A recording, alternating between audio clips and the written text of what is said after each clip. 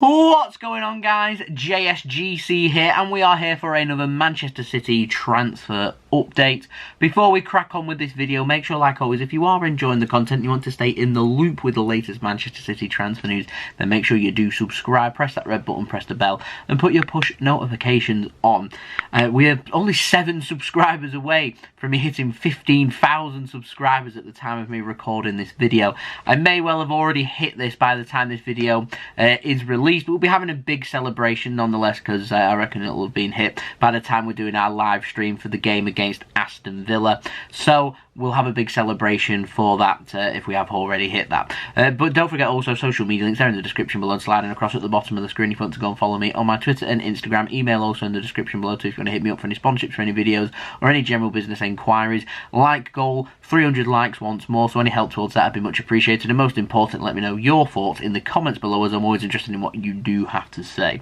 So without further ado, we're going to crack on with this video, and we do have quite a big update on Romelu Lukaku for you to stay tuned for. But first, we're going to start off with contract news, and we've got an update on Fernandinho and Sergio Aguero combined. Now, Sam Lee has been reporting that no contract renewal offers are in place for Fernandinho and Sergio Aguero at this moment in time. Fernandinho is currently assessing all of his options, one of which will be staying at Manchester City, although that contract is yet to be offered to Fernandinho, whereas with Sergio Aguero, everything seems to be a little bit quiet. Now, I reckon, just speculating here rather than fact, but I reckon this is down to Sergio Aguero being injured, and Man City are just waiting to see how he responds to his recovery and treatment, and then wants to get him back to full fitness. If he gets back to full fitness is when City will start opening up contract renewal talks with him to see if they can get him on a new deal. Apparently, though, rumours I've heard, City want him on a 12-month extension. Aguero wants 2 years.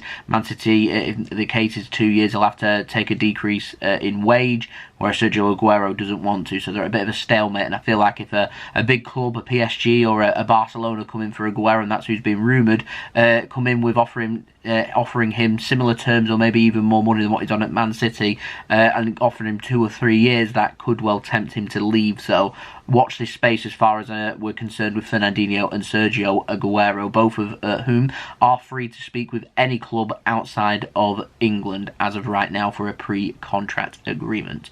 Now, moving on to the outs, where Sky Sports have been reporting that Watford's made an inquiry for City Academy youngster Keyendrah Simmons. I've said his name right there.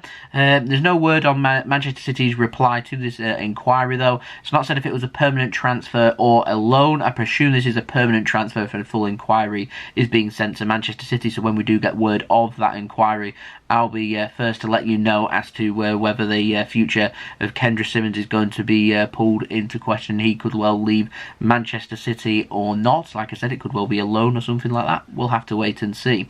Now, moving on to the ins, we've got a very interesting story with Scott Carson. Now, the Daily Mail's been reporting that Manchester City want to sign Scott Carson, hallelujah, on a permanent basis this month. City are willing to offer him an 18-month contract, but Derby, party spoilers, have said no, and they said instead want the loan fee to carry on with the deal that's currently happening, as it is helping to pay their wage, which I do understand. However, it's believed that Manchester City aren't happy about this stance from Derby. As far as I'm concerned, if City wanted him on a permanent transfer, this should have been sorted long ago, at least a year ago. I was calling for Scott Carson to be on a permanent transfer. Definitely calling for it in the summer. I thought he was going to be made permanent from last winter, where City would get him on a free contract, but he seemed to have extended his contract with Derby that I couldn't find. It's all a bit weird, okay? It's very weird when doing research into this Scott Carson new contract with Derby County. They're seemingly not wanting to let him go. They're getting the best of both worlds. They're getting a loan fee, they're getting all of his wage paid for. Why accept a small fee for him to leave when it's helping to pay for other stuff at Derby County? Yeah. Anyway, moving on, we've got an update on Douglas Luiz. His buyback clause is believed to be £27.5 million. That's at the very peak, the very top of that buyback. It also has a date on it, June 5th of this year. City must sign, this is according to The Athletic, so I'm hoping this is reliable information, that City must re-sign Douglas Luiz because they have the option to sign him for the first 2 years after he was sold to Aston Villa. So we've got until June 5th to re-sign him. Once that has gone past June 5th, Manchester City will have to negotiate a deal with Aston Villa to sign him. It won't be that clause. So if City are happy to pay £27.5 million for Douglas Luiz, then we can bring him in, obviously, for the summer.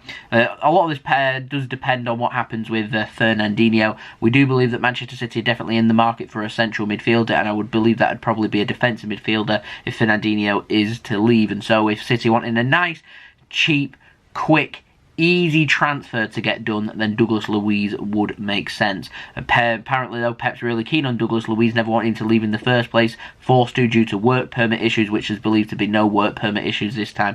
So if City do want Douglas Luiz, it has to be done by June 5th. £27.5 million is what it will take to bring him back to Manchester City.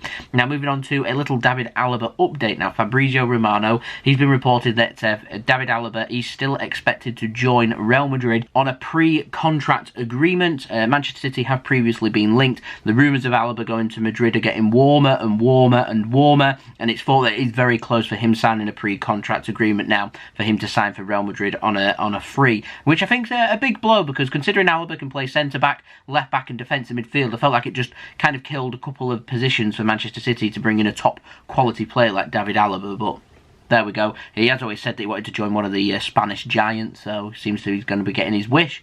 We move on. Now, moving on to the last story of this video, takes us back to what we was following on from yesterday with the news reports on Romelu Lukaku. Now, I have read everybody's comments on that video yesterday, so thank you everyone for that. That is much appreciated by me. I do appreciate everybody that's left their thoughts there. There was lots of people that were keen on Lukaku to come to City. There was lots of people that wasn't so keen. So, yeah, some people are going to like what I'm going to say, some people aren't. Now, Sports Witness have claimed that Manchester City are readying an €80 million offer to Inter Milan for his signature. This deal would see Lukaku earn €15 million a year. Fabrizio Romano, though, however, has said that this isn't happening. Fake news. Lukaku and Manchester City is currently no interest there.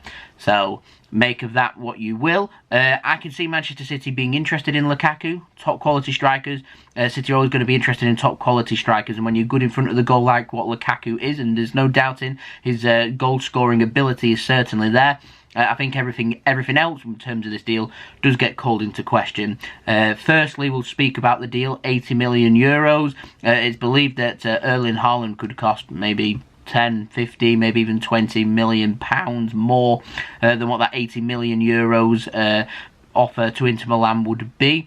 So, to me, yeah, I'd rather pay the extra 10 to £20 million and sign Erling Haaland from Borussia Dortmund. That's my thoughts. Haaland's 7 years younger than what Haaland is. I think there's a better sell-on value there. Haaland's a lot quicker, a lot more adaptable, and certainly a lot younger to learn the methods from Pep than what Lukaku would be. I also have concerns over Lukaku's touch, his passing ability. Like I said, Lukaku's biggest strength is in front of goal. City want an out-and-out striker that's going to do nothing else but be in the area and be in the right place at the right time to score goals. Then go for Lukaku. That is perfectly fine. I see Pep wanting an out-and-out striker that's going to do everything that Aguero and Jesus can do combined. And if we're going to spend big on that, I think he'll want the perfect striker. And as far as I'm concerned, Lukaku isn't the perfect striker. So, yeah. I do agree with one comment, though. One comment I got was very interesting yesterday on that video with Lukaku, and that was saying that if Lukaku was available for a really good price, then I would go in for him. And I agree with that statement. If Lukaku was costing between 50 and 60 million euros, I would go in for him because that's an affordable price. Put him up top, he will score goals and he'll get a good return for us. But we're talking now right to the top end of the market for a striker. Like I said, Erling Haaland would be available for maybe 10 to £20 million more this summer. His release clause for next summer is cheaper than that of what Inter Milan seemingly want him for Lukaku. yeah, like I said, Lukaku, I have a lot of respect for him in front of goal. I think he's a good striker. I just think he's very limited. I don't think he'd suit City's system. I think the same with Harry Kane, by the way. I think he's very good in front of goal. I don't think either of these players work hard enough. I don't think they've got the skill set to be a striker under Pep Guardiola. And so I just don't see that happening. Whereas with Erling Haaland, I've seen Haaland play. He's quick. I think he's adaptable, and I think that would certainly help him in the Premier League. I think he'd be able to drop deeper, and obviously he's got the physique there for us as well. So yeah, I'd love to know your thoughts of this in the comments below. Seemingly looking like a Lukaku or Haaland or a Martinez. So yeah, let me know in the comments below who would you like Manchester City to sign and why. Don't forget also to leave a thumbs up on this video if you do enjoy this video, and also don't forget we are aiming for 300 likes, so any help towards that would be much appreciated. Subscribe if you're new around here, press that red button, press the bell and put your push notifications on. And also, don't forget social media links in the description below and sliding across at the bottom of the screen if you want to go and follow me on my Twitter and Instagram. Email also in the description below too. If you want to hit me up for any sponsorships, for any videos, or any general business enquiries, come and join me live tonight for the 15,000 subscriber special. Live watch along Manchester City in the Premier League against Aston Villa. I'll see you all over there for that. And I'll also be back again tomorrow, 10 AM GMT, for another Manchester City transfer update. So I've been JSGC. Thank you everyone for watching. I hope everyone is safe and well at home. Peace. Ciao for now.